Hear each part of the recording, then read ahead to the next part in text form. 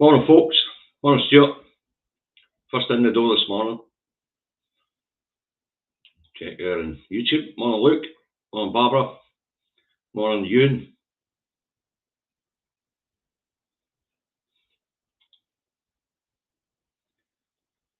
$41 on board for moving now. Morning, Fiona. Alistair. Graham.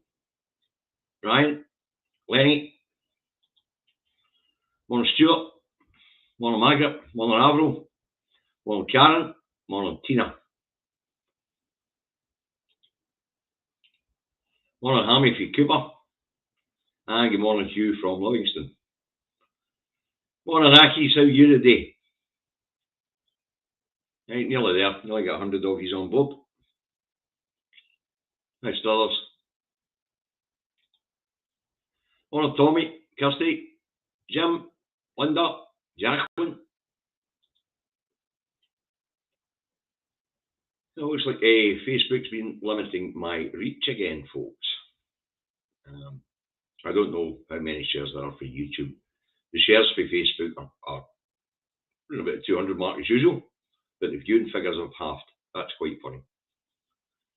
Right, that's enough of you on board. Let's get this broadcast underway. In the truck, Davey out the truck and at home in his office in Salisbury, North Lancashire, where it is sort of partly cloudy, odd shower, 14 degrees, wind chill factor making it feel 11. Okay, that's the weather forecast for Salisbury, North Lancashire.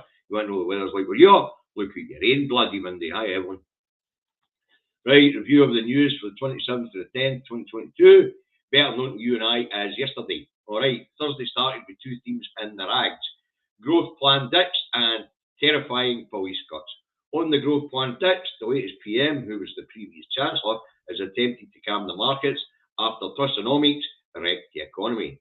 But did Trussonomics really wreck the economy? Nope. Truss spooked the markets, the financial markets. Brexit wrecked the economy. Okay, now the financial sector's confidence in the UK has been slowly ebbing away from Little England in search of bigger fish since 2017.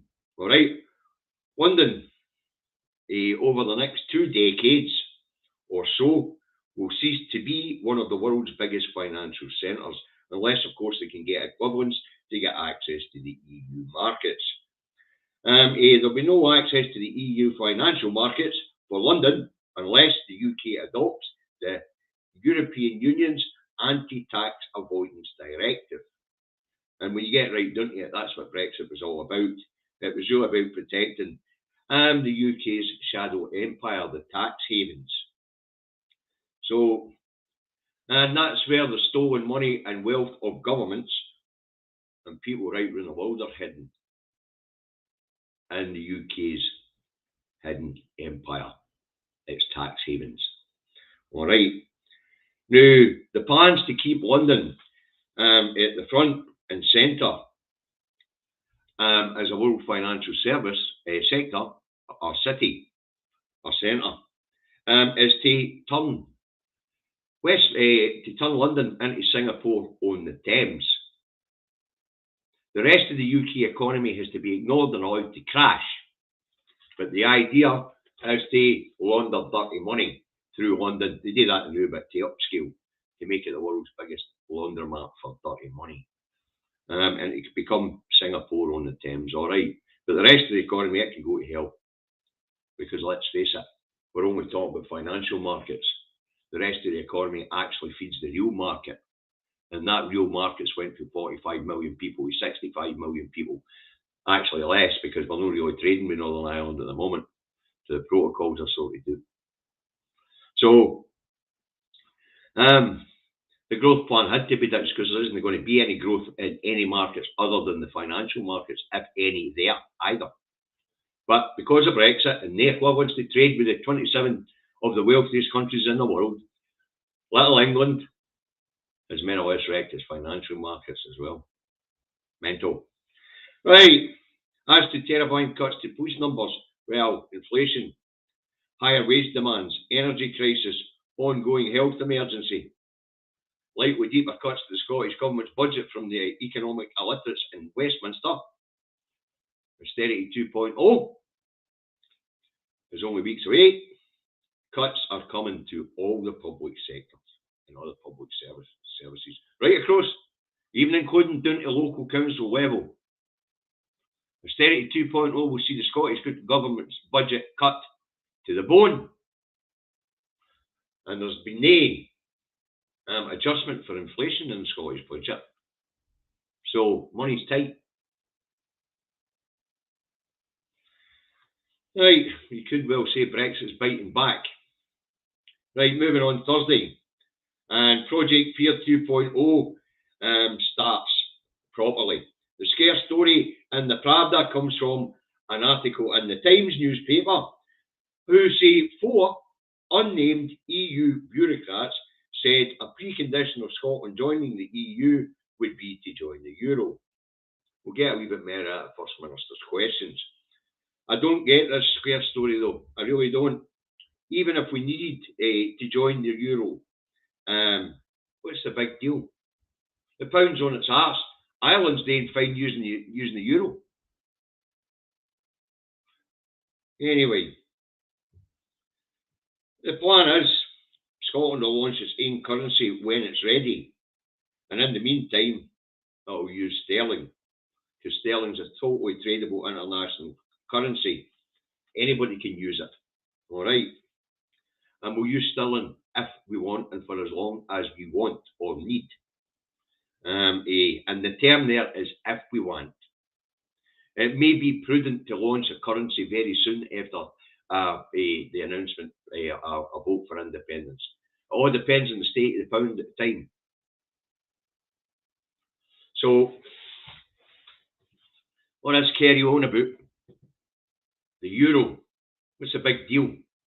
We've got an island next door where the biggest majority of it uses the Euro, and across the wee border they use the pound. Seems to work fine there. We'll get a wee bit more on Northern Ireland later, actually. Okay, moving on. Thursday, down that road, and it's day 2 of the Braverman saga. There's questions to the Home Secretary. So the Home Secretary left the chamber, leaving some minion behind to face the opposition questions. Right.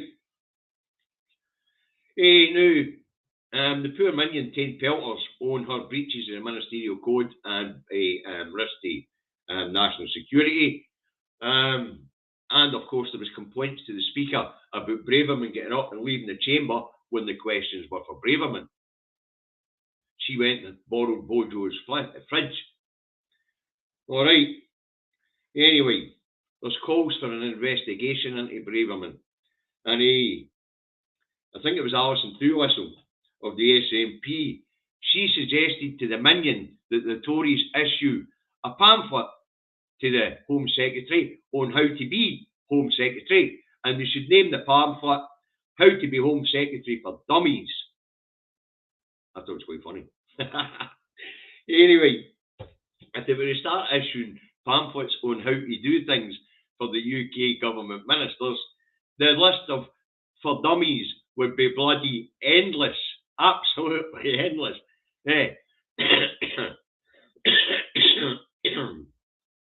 How to collect taxes for dummies for the Treasury.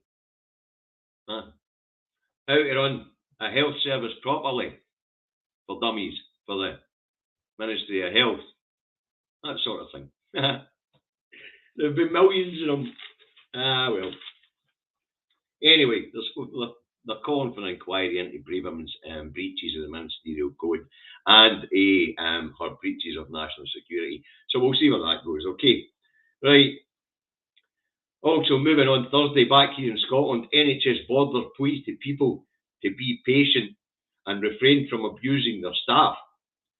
NHS Borders recorded more than 1,000 instances of staff being attacked or abused.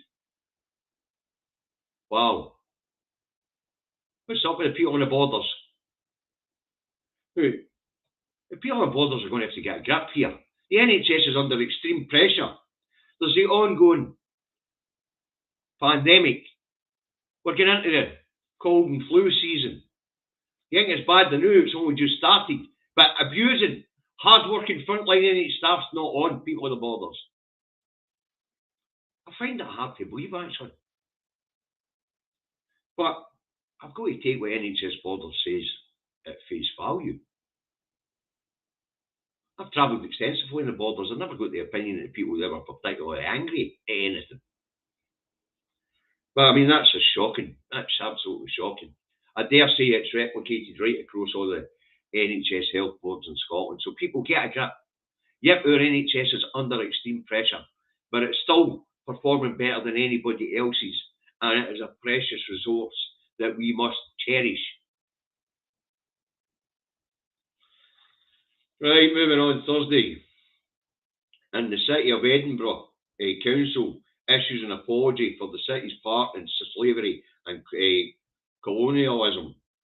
Now, Scotland's been trying to reconcile itself with our part in historical slavery and colonialism, especially now as Scotland is being treated like a colony. And it's a good thing that we're looking ourselves right in the face and saying, yep, we played a part in this, and we must make reparations to the people who suffered from it. Glasgow University is set up in Jamaica, and I dare say the City of Edinburgh will do something in the form of reparations as well.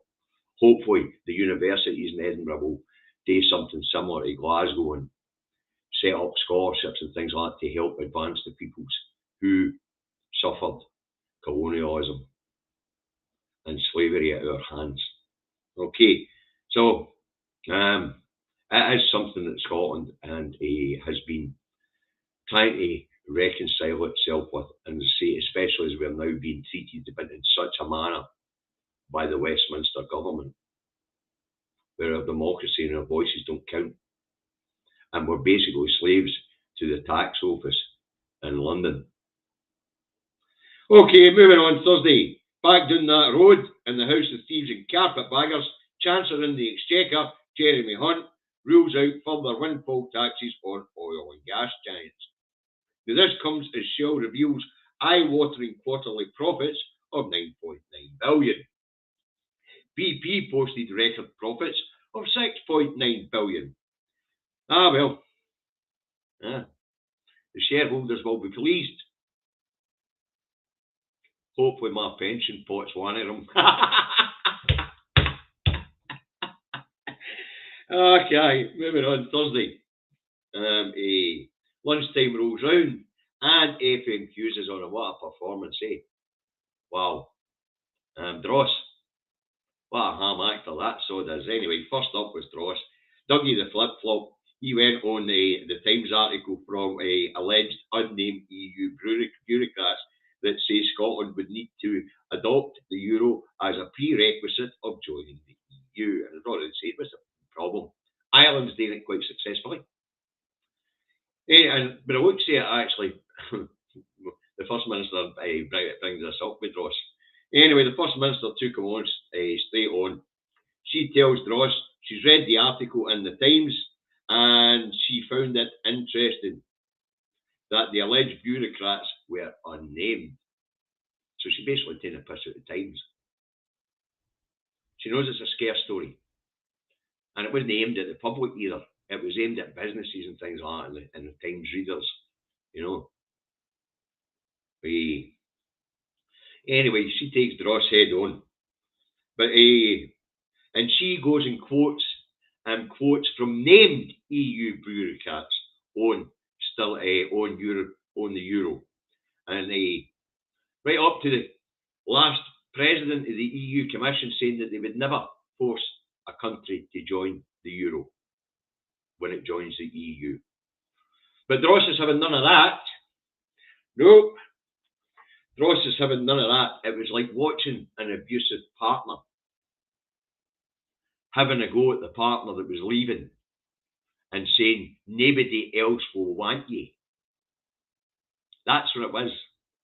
It was toys at the pram time. Nobody will want you. You'll be leaving your biggest market. So what? Let's have a look at the Velvet Divorce. The Czech Republic and Slovakia used to be each other's biggest markets. 30 years on, both of their biggest markets is the EU. All right, they've got land borders, we've got a wee bit of seas cover. But believe me, the quality of goods that Scotland make, produce, and export, people will want them, especially in the food and drink sector. We will very quickly make up any trade loss with England. But there won't be any trade loss with England because we've got a land border with England, and what they need, they're still going to have to get for us. So Dross is throwing his toys out the pram. A hard border, ditch the pound, dooby-dooby-doo-da. First Minister says, and then Dross says, anyway, so the First Minister blows it out the water, and Dross comes away with, why should the people believe you and know these four unnamed bureaucrats? The First Minister just whacks her right out of the chops. It didn't say bang. Well, let's put it to the test in a referendum. Let's ask the people who they believe. That's Dross shut down, isn't it? Oh, stampy feet. But he looked like a big ham actor playing to an audience. It was absolutely funny. So First Minister just shuts them right down. Let's take it to the people in a referendum, will we? Now, the First Minister was making 2 points there, but most people will only picked up on the slap and the bus across Dross's face. The other point she was making was that even if we decide we do want to join the EU, and that's a question for after independence, it's a requirement that the government seeking to take its population into the EU does it through a referendum. So in order to join the EU, the Scottish people would need to vote to join the EU in a referendum. That's a prerequisite. So the First Minister has got Dross twice, but Dross has stamped his wee feet and given it, nobody wants you. You're not getting in. Nobody wants you. It was bloody hilarious. So it was. So Dross got his bahookie slap and sent to the naughty step. Oh, no, where is it? That way. The naughty step.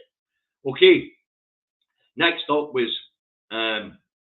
ambulance chasing, poverty pie, Sarwar, and he was back on ambulance chasing. The First Minister's taking a new line with poverty pie.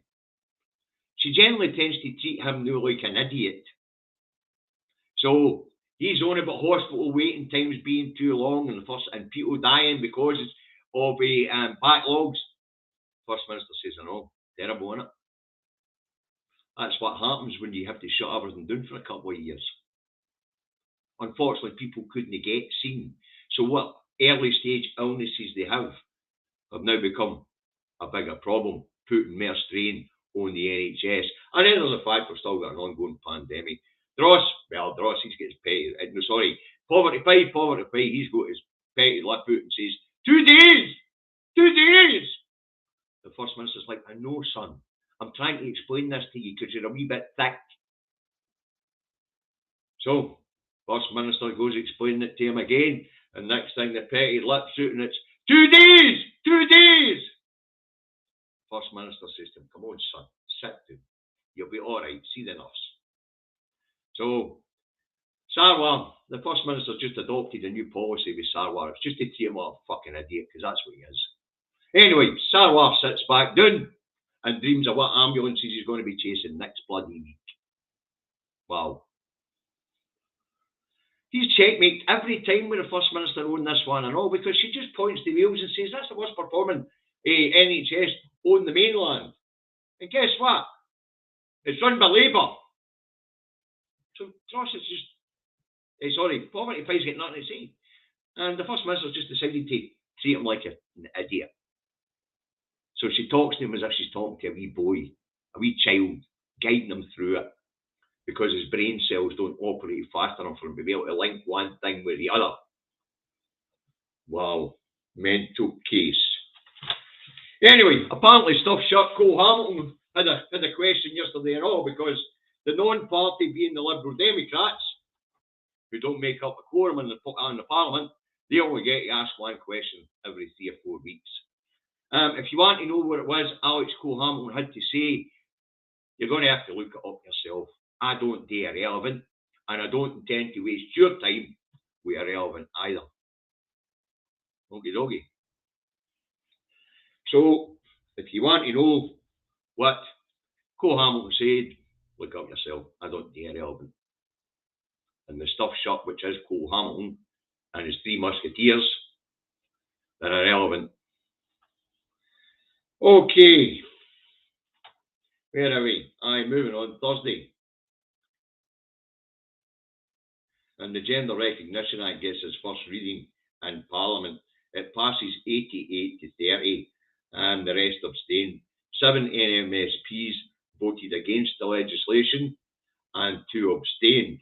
Sorry, 7 SNP MSPs voted against the legislation, and 2 abstained. This also led to the resignation of Ash Regan, who said that she couldn't vote for her own conscience, which is fair enough. She steps down as Communities Minister. So there'll be a new minister promoted to take her place. Now, I'm not going to get into this gender recognition thing. You know, I don't get into it. I don't really understand it.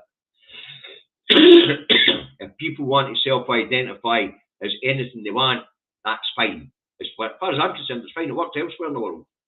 I've said this about women's safe spaces and things like that. Tell you, engineering solution, floor to wall, floor to ceiling, cubicles. That's it. That's how anti-beep dealt with it.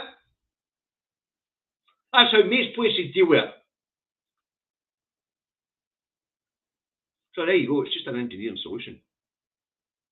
As far as I'm concerned, of course, other people feel differently about this thing. But as I say, I haven't get involved in the debate about it at all. As far as I'm concerned, people can identify as they like. It's none of my business. You want to identify as a lamppost, fill your boots. Right, moving on. Thursday, firefighters protest outside Holyrood for higher pay and more staff. The reality is they'll get more money in the form of wages, but staff cuts are coming. Westminster's cutting the Scottish budget, and that means cuts right across the public sector. The Scottish Government's been honest with these people. They've made it clear the only thing they're going to be able to protect is the NHS. Everything else is going to be subject to cuts, because that's what's coming to Westminster. Austerity 2.0 doesn't just hit the people, it hits the devolved administrations too. So I have every sympathy with all the public services, especially emergency services, who are under extreme pressure. But the reality is, there's no money. We voted no in 2014. We allowed the idiots to continue to run the shit show. So Scotland's vast resources and vast wealth are being squandered elsewhere on these islands, rather being spent to level up and to lift up the people out of poverty here in Scotland and allow the trickle down to go across the border instead of having it try to run uphill to Scotland. Because it's no running uphill. Maybe if we flip it the other way around, take control for ourselves, enrich ourselves and our environment, then that will trickle down hill the way it's supposed to. Mental.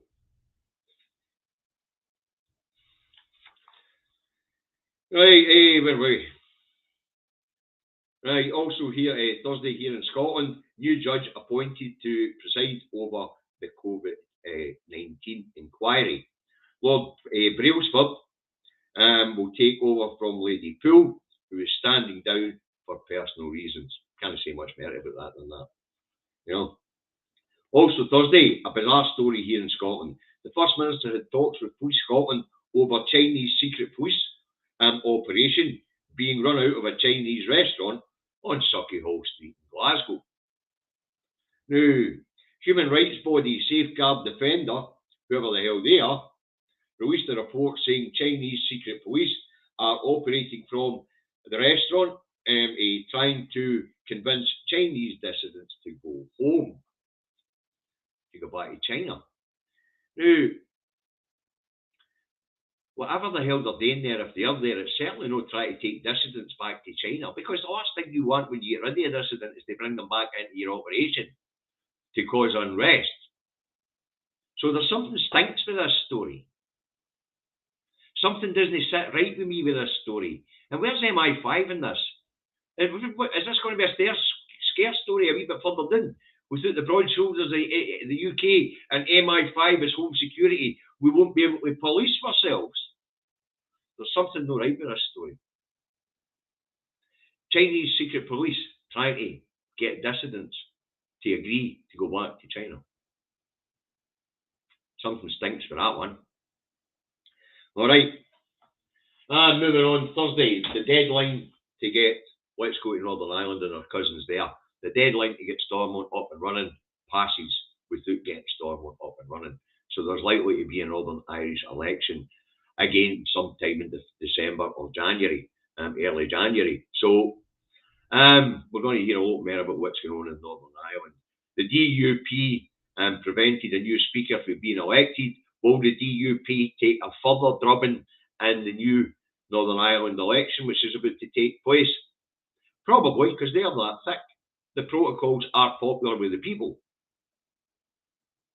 Northern Ireland is starting to recover its economy. And that's, in fact, Northern Ireland's in a boom time at the moment compared to what it was when it was solely, when it was just under the UK itself.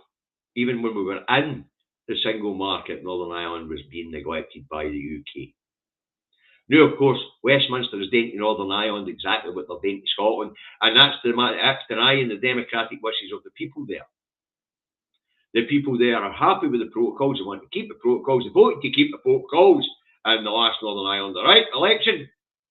And Westminster is effing about with the protocols against the will of the Northern Irish people. And of course, as we know, the democratic deficit is here as well, because they're denying the will of the Scottish people to hold a second independence referendum. Okay, that's the stories I picked out to talk about yesterday. The most, as I say, the weirdest one was the Chinese operation at a Chinese restaurant in Sucky Hall Street. So that was quite funny. You know, you would expect MI5 to be talking to the First Minister about that. You wouldn't be expecting some report to be released by Safeguard Defender or whoever the hell they are. You know. Now, let's move on to this morning and see what the rags are going to say, shall we? Scotland's paper, rebellion over gender reforms, and Harry goes spare. Oh. The eye has gender reform sparked SNP rebellion. It didn't. People are entitled to vote whatever way they want. I know there's a 3-line whip on it, but we don't go around actually whipping people. Wow. But if they want to call it a rebellion, you know, disciplining the SNP has always been good. Any chance to get to call it a rebellion, they'll call it a rebellion, okay? The Scottish Daily Mail has nationalists suffer biggest revolt in 15 years over controversial bill. SNP gender reforms rebel. Oh, what a push. The population got involved in the consultation to get them at where they are today. And apparently 66% of the population are happy with the way the new Gender Recognition Act is drafted. I don't know where they get the figures for. I guess it's people polled. But as I say, apparently the majority of people are quite happy with how it's drafted. The fact that some MSPs don't, that's up to them. The Scotsman has Minister quits in protest as MSPs back gender law. You've got to remember that when they say MSPs, that was 88 of them, so that's right across the Parliament, 129 MSPs. So the majority were in favour. That's democracy. The Times has SNP rebels defy party over their gender reform laws, or law reform. The Telegraph has PM plans to expand windfall tax grab. That's not what was coming out of Westminster yesterday, and as Chancellor. And Sturgeon suffers SNP rebellion over transgender laws. There you have it. The Herald goes on. Health chiefs fear COVID and flu funeral surge this winter. It's going to happen.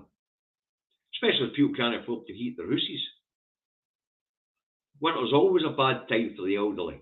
We lose a lot of our elderly in the winter. Oh, Massey, I'm getting there.